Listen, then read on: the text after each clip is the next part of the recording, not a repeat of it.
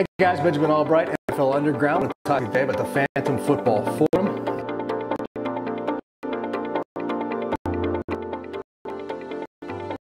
Designed to give you greater access to me. You get the latest intel, insider information, rumors, news notes, injury information, Vegas lines, fantasy football, power rankings. Watch football games live with me. Phantom Football Forum. Only $1 for your first month. If you sign up at facebook.com/watchphantom. Link right here. Come join us today.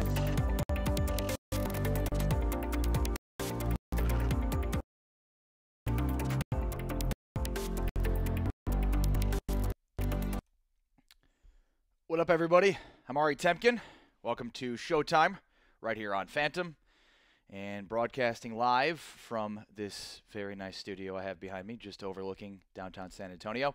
A lot to get to today. Hit the share button, post your comments, let's discuss. A lot is happening in the NBA. Mass chaos has ensued. People are probably overreacting a little bit to some of the news, and that's a big piece of what I want to get to today. So make sure to post your comments, make sure to hit the share button, and all that stuff, because that's always fun. Peter Knox is watching from across the pond. What up, Peter? How's it going? Big game today. Do you go for England? I know some Scottish people don't go for England, so that would be fun. England in the World Cup a little bit later on. David Alejandre in the house. What up? Chris Bennett says cancel the NBA season. Not so fast, CB. Henry Munoz says, is that Elwood Blues? That I don't know. Carlos Martinez, top of the morning to you. Sure you're reacting to that picture. All right, let's talk about Boogie Cousins. So, news broke that Boogie Cousins yesterday was signing a deal with the Golden State Warriors, a one-year deal, just over $5.3 million. And mass chaos ensued. People lost their damn minds because this is a team that just won the championship, and so I mean people were upset about it because here's a guy that's been an all-star, who's been at different points throughout his career a 30-15 guy who's a monster. He can shoot threes. He's been a very good player. I think though that people sort of just took the 30-15 all-star Boogie and then we're like, well, he's going to be that with Golden State. I think if any of the 29 other teams signed Boogie Cousins, everybody would be talking about how bad of a move it is. But yet Golden State does it, and it's like, oh my God, this sucks. Cancel the season. This is the worst thing that ever happened to the NBA. And okay, so there's a couple of things. First of all, Boogie Cousins has been known throughout his career as being not a great locker room guy. A guy that loafs, a guy that can get frustrated and take himself mentally out of games. This isn't just like a one-time deal. This is something we saw a lot with Sacramento. And then there was questions about, well, he's with a bad franchise and a bad team, and he's the best player on this bad franchise and bad team. Perhaps that's the reason.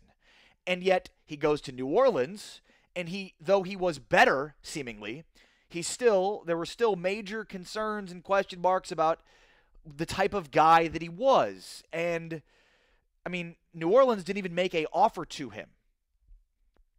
And the reports indicate that they were going to meet with him later on this week. But I mean, the reports say that the only offer that Boogie got was the offer from Golden State. So every other team in the NBA was like, no, thanks, we're not willing to try that out. Except for Golden State, who was like, well, I mean, at $5.3 million, why can we say no? Post your comments. Christopher Leha commenting, Adam Silver is soft AF. David Stern wouldn't have allowed this to happen. Bring Stern back. I disagree. Like, here's the thing, guys. Golden State is not getting the 30-15 Boogie. He is coming off a torn Achilles tendon, which is an injury that basically nobody comes back from to be what they were, especially big men. Especially big men. No big man in the history of the game has come back from a full Achilles tendon tear and been the same player, or even close to the same player. So who knows when he'll come back. Now, he said he'd be back by training camp. There isn't a chance in hell that that's the case. He could be back by Christmas. But even then, he's not going to be the 30-15 Boogie that we saw in Sacramento, or even the one that we saw for a little bit in New Orleans before he tore his Achilles. Carter Ashton Faber Bryant, that's a mouthful, says, can Steph Curry beat Boogie in a fist fight if Cousins had one hand tied around his back? Better question. Who wins in a fist fight that will inevitably happen? Draymond Green or Boogie Cousins? I'll wait. Because Draymond, if there's a problem with Draymond, it's the he cares too much ideal about Draymond. Like Draymond, he wears his emotions on his sleeve, but nobody could ever say, like, the things that people say about Boogie are the exact opposite of what they'd say about Draymond Green. Draymond Green cares too much. That's his problem. He's too invested. He's too intense. He's too much of a good teammate. Two. Boogie's the opposite. Boogie's the exact opposite. So that will clash. In this picture, they look like they're having a great time at the All-Star game, but that in a 82-game grind of a season, when Boogie's not getting the type of attention that he wants and thinks he deserves, that's not going to be well for that Golden State locker room. Mike Thompson wants me to recap all the trades. Okay. I'll do that in a little bit. John Dyer says they only need a 10-10 Boogie. What is like a 10-point, 10-rebound Boogie? Yeah, and they don't need a 30-15 Boogie. But what about the Boogie locker room question that everybody has? Here, like, I get it, right? They just replaced JaVale McGee with Boogie Cousins. So it sounds ridiculous to be like, this is a bad move. This is stupid. I just think, like, all of the overreactions to this are failing to see the reality of Boogie Cousins. One, when he played the point forward, the point center last year with New Orleans, he averaged 5 turnovers a game. 5 turnovers per game. That's not good for Golden State. He also, as we've seen throughout the course of his career, though he can step out and shoot threes and is pretty good at doing it, he likes to get the ball down low. He likes to go to work down low in the low block. This isn't conducive to Golden State's score fast, run up and down the floor system. Also, he's been known to loaf. If he has a turnover, is the other team going to be playing 5-on-4? We've seen that a lot throughout the course of his career. He's a loafer. He is a guy that a lot of people just said that teams just completely crossed off their list as far as potential free agents. And even more so because he's coming off an Achilles injury. Mike Thompson says nobody is half the player they were before the injury. You're talking about the Achilles specifically? Because, I mean, yeah. Like, some guys have come back to, be pretty close. Like, we've seen some guys come back to be pretty close to what they were. But not big men. Big men that have the Achilles tendon tear, like, that's not happening. And they're not as explosive. Sammy Levin chiming in. Boogie is 10 times bigger than Draymond. Wouldn't be fair. I'm still taking Dre. Carolina Teague says, what up? Hey. Thank you for sharing. Jordan Goldschmidt in the house. You're grasping at straws to make the NBA sound fun, from John Dyer. Seriously? What? So 2 things that stand out to me about Boogie. 1, locker room guy, not good. And 2, the injury. And that's even if you're going to say, well, look, they're putting him in an environment that's more, that's better for him. That it's a better circumstance. Even if that's the argument you're selling me, which I can buy a little bit, I still don't know that it's Boogie proof. And you might say, well, look, it's $5 million. If he starts to be a distraction in that locker room, starts to be an issue in that locker room, they can just buy him out and get rid of him. And maybe that's the case. But, like, so even if that's the worst case scenario that Golden State ends up doing, like, this idea that, like, well, the NBA's unfair, this sucks, this is the worst. Like, Golden State was already at the point of being unfair. I don't think that Boogie Cousins adding to the mix is just tips them over the scales from the standpoint of he's been a bad locker room guy throughout the course of his career, and he's coming off an Achilles tendon tear, which guys don't come back from that. I'm Ari Temkin. This is Showtime right here on Phantom, facebook.com/watch Phantom. Make sure to hit the share button. Also, post your comments. Seemingly everybody. We're also broadcasting live on YouTube. For the folks watching us on YouTube, what up? Post your comments. Also on Twitch. Apple_Spicer was hosting me. He's no longer hosting me. What up, Apple Spicer? What happened there? But post your comments no matter where you're watching from, and we will get to them at some point throughout the show. But, again, anytime everybody agrees with one another, you sort of have to look at what's underneath the surface here. And AD Singh in the house, I don't think John Dyer, I'm grasping at straws. The first thing I thought was, this guy doesn't fit their system. Now, look, he is a big man that can step out and shoot threes, but can he chase around the perimeter? Is he a willing defender? Is he a quality defender? Is he a guy that will, fit into that locker room? They've added, they had, Steph, Clay, and Draymond Green, right? And their egos fit together fine. And then they added Kevin Durant. There was a question about, well, how will that ego fit? And it's been fine. How will DeMarcus Cousins' ego fit in that locker room? Like, it's really easy to say the right things during the offseason, and it's really easy to project the right things and the right values. But, I mean, when you get into the season, your truth, who you are, will be unveiled over the course of that season. You're not going to hide that. That will rear its face. And this has been the MO of Boogie as long as he's been in the NBA. And I wrote, Boogie to Golden State, pigs get fat and hogs get slaughtered. This just seems like a move that's tempting fate from Golden State's perspective. Like, why make this move? You're already dominant. This guy could hurt the chemistry within that locker room, could hurt the culture within that locker room, and he doesn't seem to fit from a schematic standpoint. Now, maybe part of this is Steve Kerr and the Warriors saying we'd like to evolve, right? We don't need the death lineup to be what it's been, and now we'd like, a bulldozer that can play in the pick and roll with Steph and still shoot threes, but then bulldoze his way into the lane and score some points that way. And I understand that, but I guess my question is, does the risk outweigh the rewards? Chris Bennett, what will the Warriors lineup with Boogie be called? Not the Hampton Five? I don't know. Is that what they called? They called them the Hampton Five prior to. Is that what it was? David Alejandre, I'm not looking to the ESPN coverage focusing on LA and Golden State. Okay, what would you like to focus on, David? Should we do like day 175 of Kawhi Watch? We know nothing. We see nothing. We hear nothing. John Dyer says, reminds me of the Bulls adding Rodman. Now, that's interesting, right?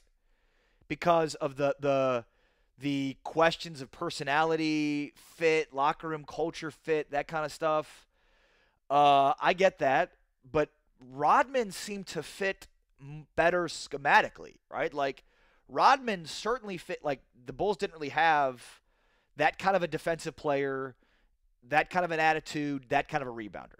Well, and that's why he's in the Hall of Fame, so really, who did? But he was like the missing piece to that team that had a lot of finesse. Scottie Pippen was a great defensive player, don't get me wrong, but, they had great scoring. They had really good defense with Pippen and Jordan, but nobody in the interior. Luke Longley wasn't a quality defender. And so, I mean, I see the comparison. I think it's good. I just don't see the fit being as perfect and seamless with Boogie than it was with Dennis Rodman. And by the way, David, I will get to the Spurs because my second topic today is about for the people that are saying, I can't watch the NBA anymore, I'm done watching the NBA. We'll get into that coming up in a little bit, but I want to pontificate for a moment. This blowhard wants to pontificate for a moment on this deal that everybody seems to be so in love with that, to me, like, there's the potential for it to be a reward, but it just seems like such a high risk given his personality, given his history. And, like, if I'm Golden State, I don't even want to breathe on it, right? Like, I just want to, like, leave it alone. It's dominant. They're still, even with LeBron going to Lakers, they're still dominant. Like, they're still the best team in the NBA, and it's probably now even more so the case because of the moves the Lakers have made, incidentally.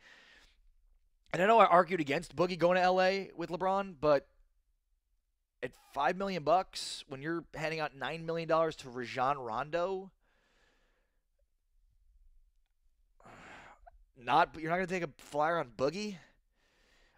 I also don't get why would you let Randall walk at $9 million a year for 2 years and sign Rondo for $9 million? That doesn't make any sense to me at all. Chris Bennett commenting, Dwight Howard wanted to go to Golden State, but Golden State didn't want him. Now he wants to go back to the Lakers. Yeah, Dwight Howard wants to play in the NBA, and there are a few teams that are probably willing to have that. Dwight Howard has no concept of reality. He seems to be so far removed from reality and earth that, like, I think Dwight Howard still thinks he's one of the best players in the NBA. and Dwight Howard's basically been irrelevant since he left Orlando. Gabe Gonzalez says he's getting no volume. That doesn't seem to be the case with everybody else, so I'll leave it be because everybody else seems to be getting volume. Carolina Teague, I'm more excited about the NBA now. Why? That's interesting because I know a lot of people are like, oh, it's going to suck. Boycott of the NBA. It's the worst. Which, again, I'm going to get into in a moment here, but this below hard wanted to pontificate on why I'm not so sold on this Boogie to Golden State being such an amazing deal. Post your comments. Hit the share button. I'm Ari Temkin. This is Showtime on Phantom, Facebook, YouTube, Twitches, Periscope's digital sports network, broadcasting live on Facebook, on YouTube, and on Twitch. Chris Leha on YouTube says they did it because they're a team of snakes and bitches. Interesting. Fly Atori says on YouTube, Boogie has been reported as a locker room cancer, so bad stuff could happen. Chris Leha, Jimmy Butler's unhappy with the Wolves. Is that someone the Spurs should consider going after, or do you think Lakers make the move and screw the Spurs and Kawhi leaves next year? To what Fly Atori said on YouTube, I mean, I wouldn't just say it's reported. Like, it seems to be pretty apparent with Boogie. And you know, I think Boogie, when he was with Sacramento, like, people were, and I was willing to get, like, I love Boogie. I love the attitude. I love the swagger. I love the 30 and 15. Like, when he was with Sacramento, he was one of my favorite players in the league. So, like, I was willing to do backflips to defend him and his personality because it was like, look, he's in this horrible situation. He's got a bad franchise and a bad team, and it's leading to this, you know, it's leading to this apathy. And then he goes to New Orleans, and it seems like it was the same story with New Orleans Pelicans, right? Like they couldn't wait to get rid of him. If New Orleans is trying to do everything that it can in order to keep Anthony Davis happy, and that's what they're doing, right? New Orleans is trying to do everything it can to keep Anthony Davis happy so that Anthony Davis sticks around. Then why would they let Boogie walk without even talking to him for $5 million? So I was willing to give him the benefit of the doubt of Sacramento, but he's in New Orleans, and it seems to be the same story. And I just, again, if you're Golden State, you have such a good team. You've just won 3 out of the last 4 championships. Why take a risk like this on a guy that's been known to be a bad locker room guy? That's what I don't understand. Ivan Jose watching on Phantom's Facebook page, also broadcasting live on YouTube. Go check us out there if you're more prone to liking YouTube. Manuel Hernandez on YouTube says, Boogie's a nightmare, but what I don't get is why he's returning to Northern California via a different team. Well, because, one, it's a 1-year deal that if he does show up, play, have the right attitude, he can then leverage that into a huge deal after this year. So I seemingly get it from that standpoint. I just question whether or not he can do that. Jose Luis in the house. What up, Ari? What up, Jose? How are you? Everybody yell at Jose. He's a Lakers fan. Fly Tori says Boogie and AD seem like the perfect fit for each other. It seemed like they could have won a championship together. It might have seemed that way, but like, you look at the team they were before Boogie went down, and then you look at the team they were after Boogie went down, where they were more fast-paced. You know, they could stretch the floor with Mirotic being a big that could complement Anthony Davis. And now they've gone out and got Julius Randle. Like, that's a formidable front court that they start with Davis, Randle, and Mirotic now. It's I don't know. I think it's going to be very interesting. Gregory Ferguson says, I'd rather watch knitting than the NBA. Seriously? And you've got a Mariners hat as your avatar? That's cool. I grew up on Major League Baseball, but I think, like, there's a lot of people that would be like, I'd rather watch knitting than Major League Baseball. I love baseball, but okay. I mean, that's your prerogative. Now here's my question to you, Greg. Is that a Golden State so dominant sort of thing, or is it just that you don't like the NBA and you think it's boring? Because then I can't fix that. I'm Ari Temkin. We're live on Phantom, the New World Order of sports media, delivering digital sports content to the digital spaces, YouTube, Facebook, Twitch, Periscope. Wherever you are, we are with Phantom. So find us wherever you are. Liz Barcoma watching. How are you? Chris Bennett says they could always trade Boogie if it's not working. Could they? I mean, literally nobody else was interested in Boogie. According to his agent, they were at first seeking a deal at about 1 year at about $15 million, and no takers, obviously. Then his agent started making calls and got to Golden State, and they're like, how about 1 year at $5 million? And they're like, okay, I guess we'll take that. So if it doesn't work for him in Golden State and nobody else wanted him before, it's not going to work for him. And I'm not going to say I'm rooting for him in Golden State, because I'm not. Because, I'd like to be somewhat entertained by the NBA playoffs. I just think this seems to be one move too many. This seems to be one move too many if you're Golden State. Like, again, if I were Golden State, I wouldn't even want to breathe too heavily on this roster, because they've won 3 out of the last 4 championships. Why would you do something to bring in such a potentially combustible personality to change the dynamic potentially in the psyche of that locker room? If locker room questions have always been the concern about Boogie, then why risk it if you're Golden State? It doesn't make any sense to me, even at $5 million a year. Corey Gillis says, what up? What up, Corey? How are you? John Dyer says they could just cut him. Sure, they could. And that's not why you sign a guy for $5 million a year. I mean, yes, I get it. If the idea here is Steve Kerr could say, look, best case scenario, he meshes well, he's not a problem in the locker room, something that basically hasn't happened throughout the course of his career already, but maybe that'll happen because he's going to be inspired, one, by the fact that nobody was interested in him, and two, the fact that he's on a championship caliber team, so he's inspired by that, and he's trying to prove that he's not a bad locker room guy. So all that works out, and now the Golden State can play a different way stylistically. Like, now they can change up their styles, but you're a dominant team. You've got great chemistry with your squad. This would be, year 3? Year 4? No, year 3 now with Kevin Durant. So you had great chemistry with Steph and Draymond and Iguodala and Clay. Then you add Kevin Durant to the mix, and you work back on that chemistry, and then you reestablish it. And now you bring in a guy that's been known throughout the course of his career as being bad for a locker room. Oh, and by the way, the guy's coming off an Achilles tendon tear.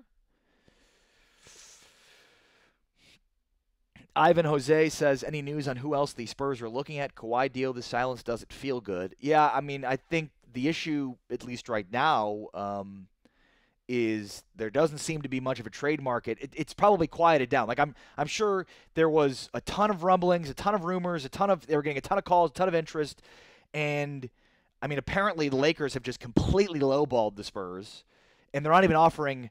Like, I don't even know what the deal is, but they're reportedly not even offering Kuzma, Ingram, or Ball. So it's basically like, we're going to give you 2 future first-round picks, which seems like an absolute joke.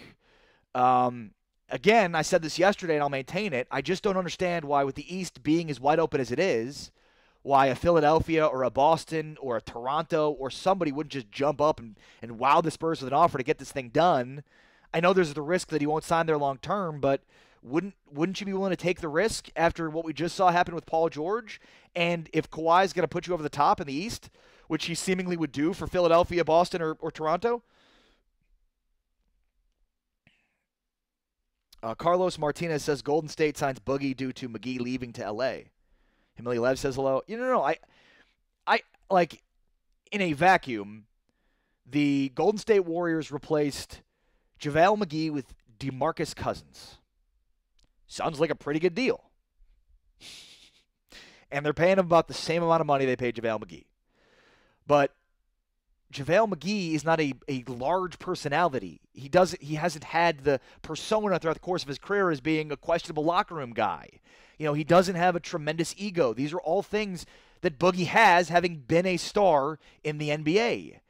And, what happens when Boogie gets mad because he's not getting enough shots, and now he starts to, squeeze out possessions, and he just gets the ball and he backs his way down low, and he's not working in the confines of the Golden State offense. Like, I could see so many circumstances in which this looks and turns out so poorly. Back to YouTube. Manuel Hernandez says, you make valid points in terms of his attitude, his notorious history with the media, and what he could do with the morale for the Dubs. As for the Dubs, I wonder if they can accomplish with the three-peat. Flyatory says, with the Lakers most likely in the playoff picture in the West, who is in and who's out of the playoffs? Flyatory, keep that thought. I'm going to get to that here in a moment as soon as I'm done pontificating on Boogie. Chris Leha says, wouldn't Kawhi go to an Eastern team, make it even easier for an Eastern team to have a chance to versus Golden State? Warriors had trouble with Rockets. Let's say the West gives them a hard time and they are tired by the finals. Couldn't the East team that have a better chance of taking them out? Boston needs to get Kawhi. I don't know if I'm willing to say that. I'm willing to make that jump.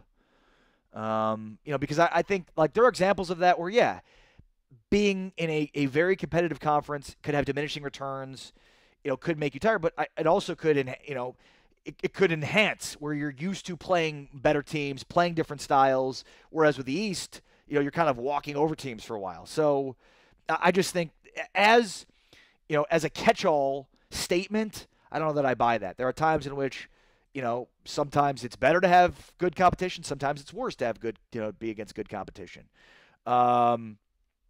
Tony Cotillo, no. Kawhi will go to L.A. It doesn't matter for 1 year anyway, especially with Boogie and Golden State. Tony, you've not been listening to me. Boogie to Golden State is not as good as everybody's making it out to be. He's a bad locker room guy. He's has been a great player and a great scorer, but it's coming off an Achilles tear, which nobody that's a big comes back from as explosive or as good. Plus, he's a bad locker room guy. He's combustible. I think he and Draymond are going to fight this year because they're the complete opposites. Draymond cares too much. Boogie seems to be apathetic at times. I think this is too big of a risk for Golden State to take with the personality questions that he has. And as far as Philadelphia, why wouldn't the Sixers make a play for Kawhi? I don't get this. If you're the Sixers and you keep Simmons and Embiid but get rid of other players like Fultz, Covington, and add Kawhi, you're the best team in the East. And, yeah, I understand the idea of maybe you only get 1 year out of him, but Brett Brown obviously has history with Kawhi. Yeah, Brett Brown was there for at least 1 year with him. And two, look what just happened with Paul George. Look what just happened with Paul George. He said he was going to go to L.A. Oklahoma City made the trade for him, and now he's signed a long-term deal with them. So maybe Philadelphia is a place that he's happy and he wants to stay.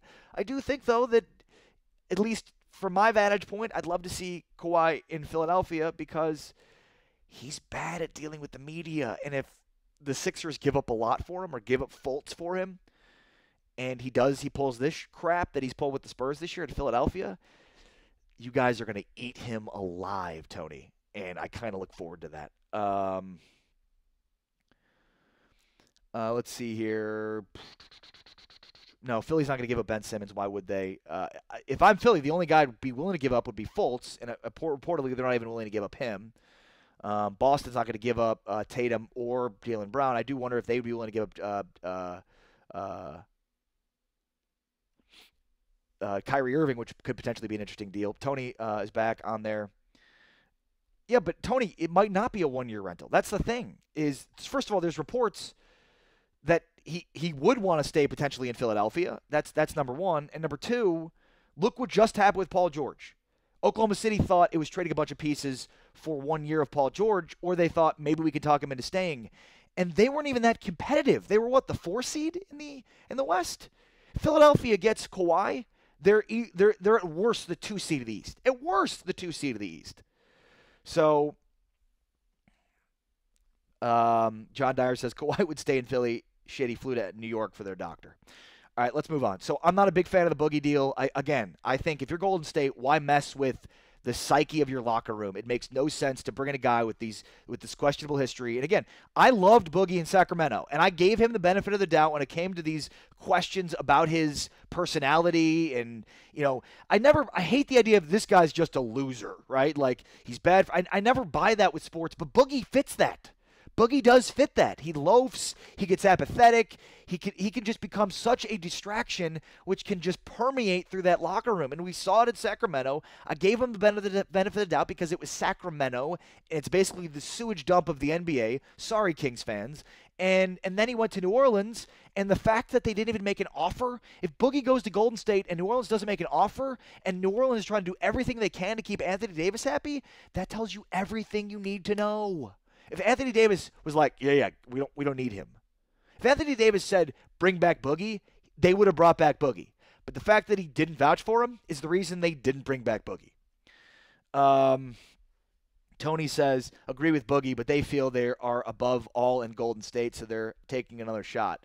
And that's why I think everybody that's gone off the deep end by saying the NBA sucks now, it's not entertaining, blah, blah, blah, blah, blah, is forgetting that their confidence, their smugate, if I could make up a word for a moment. If you watch South Park, they're Golden State's so smug they smell their own farts. You know what I mean? And incidentally, in San Francisco, it's a real deep South Park reference. So, what up to everybody that got it? But this could be their undoing.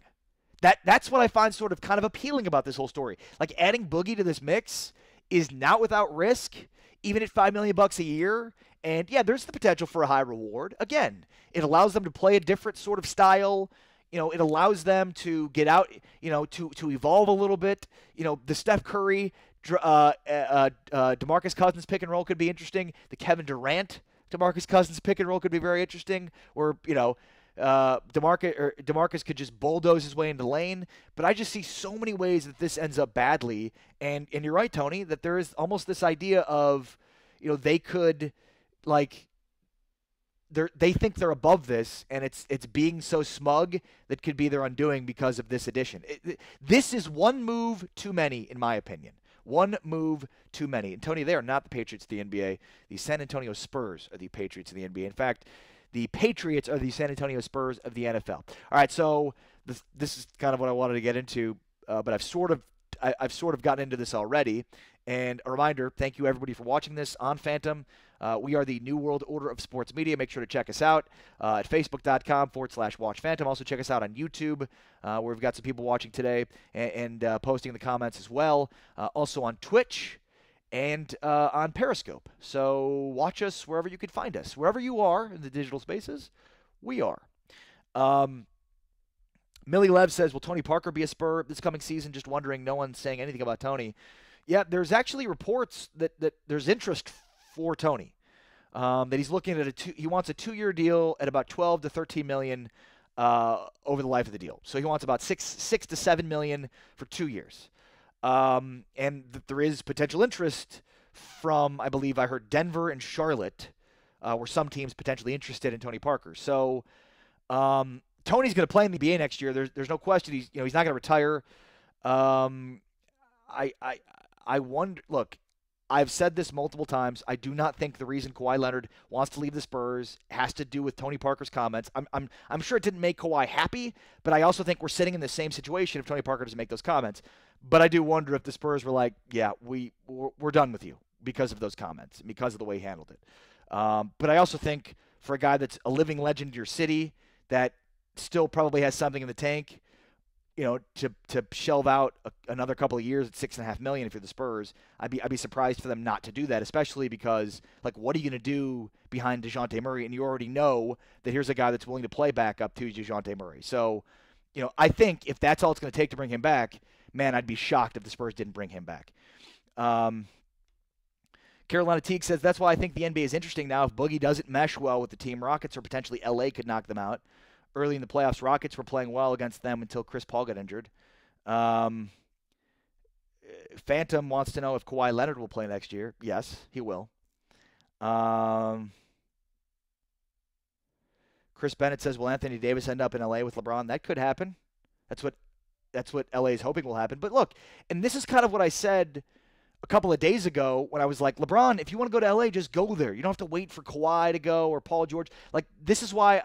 And again, to LeBron's credit, I was criticizing him for just go, dude, be the leader, and others will follow you. And he signs a 4-year deal, so he says to Magic, don't go out and trade Ingram and Kuzma to get Kawhi. There will be free agency next year and the year after that, and a lot of good players will be available next year. The salary cap is, right now is the point in time where teams can't really spend because of the spike in 2016 that led to overinflated contracts, which now means most teams don't have a lot of wiggle room to sign players. Well, a lot of those 2016 bad deals will come off the books. So, 2019, so this is the NBA, right? Next year's free agency is going to be crazy. That's basically every year of the NBA. This one was fun. Wait till next year. And, Anthony Davis is a free agent in 2021, so it certainly will be interesting to see, what he wants to do. Fly Tory on YouTube says Boogie is trash locker room guy, and he got one of the worst injuries a big man can have. Exactly. All right. So to everybody, to all the folks that were like, when they read that Boogie Cousins signed with Golden State, and they're like, the NBA sucks now. I'm boycotting the NBA because it's not even competitive anymore. One, rewind what I said about Boogie. It's not a shoo-in. I think Golden State is potentially better if they don't make the Boogie signing. But even if you believe this is best case scenario for Golden State, they're going to just be a fire-breathing dragon, like a two-headed fire-breathing dragon now, as opposed to just being a one-headed fire-breathing dragon. I can see that. So for you folks that are like, this makes Golden State the double-headed, dual-headed fire-breathing dragon, well, keep in mind that the NBA is, first of all, always been top-heavy.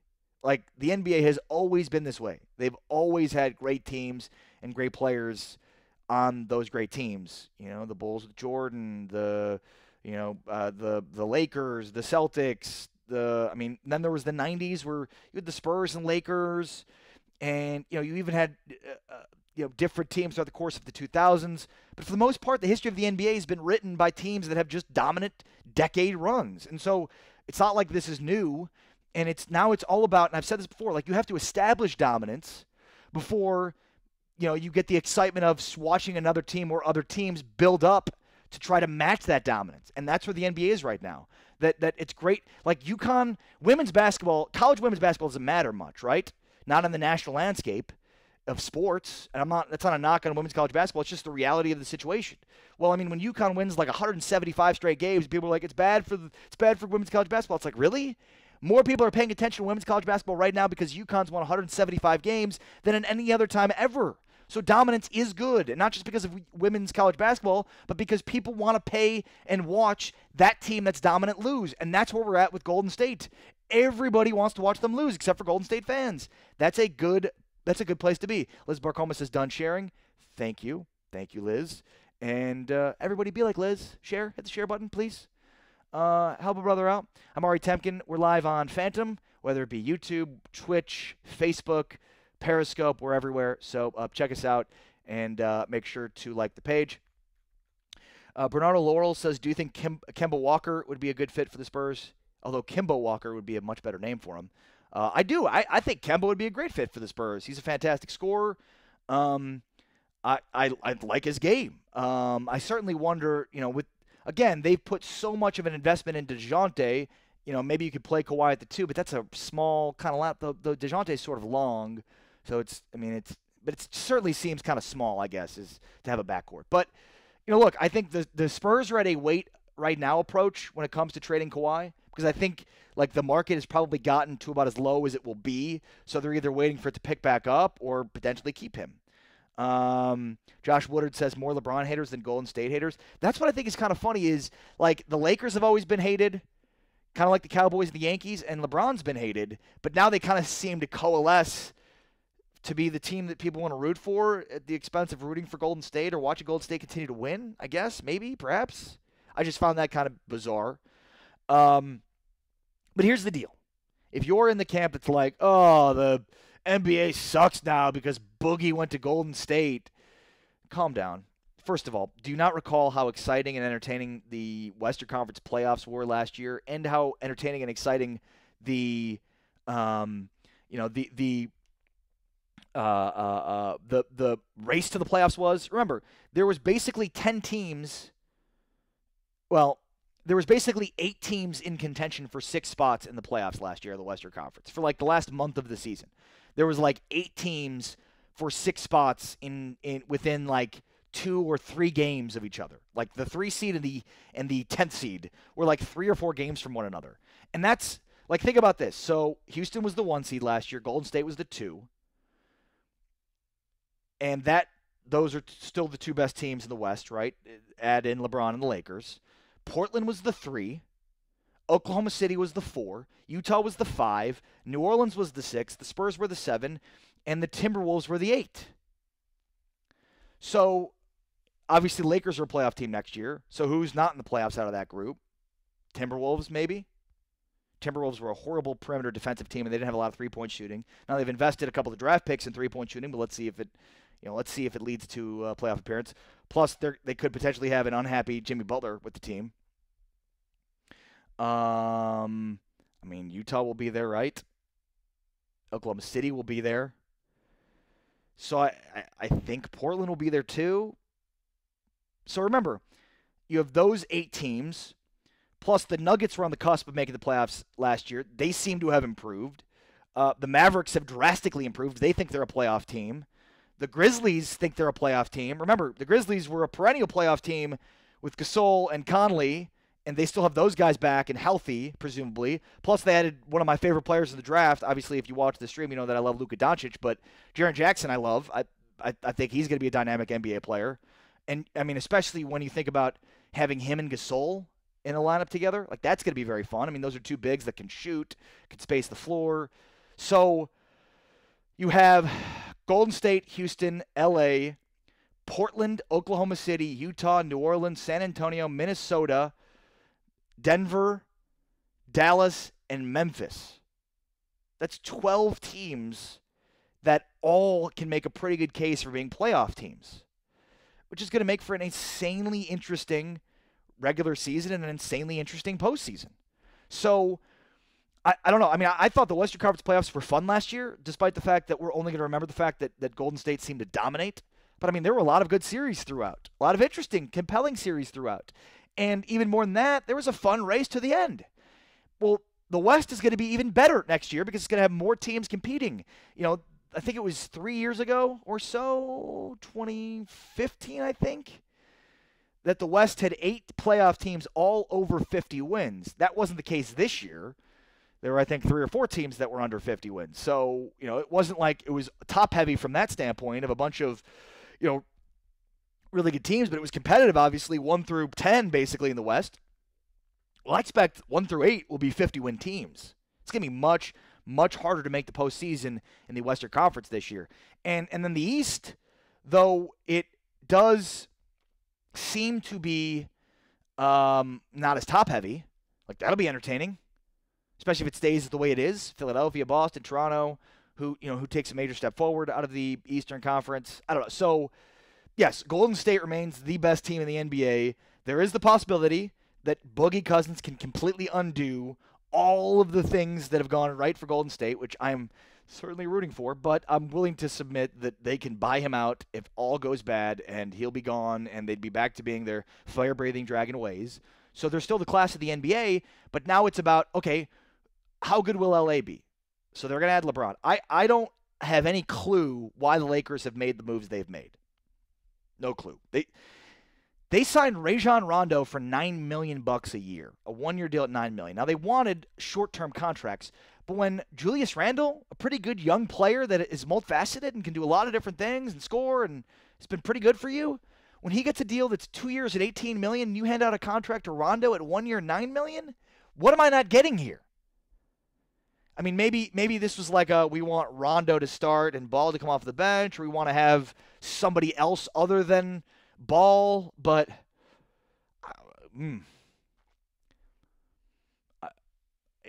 I don't know. This just seems not like the moves they should have made if you're the Lakers. Salahodin Sadamar. Wow, that's a fun name to say. Did I say that correctly? Salahodin Sadamar?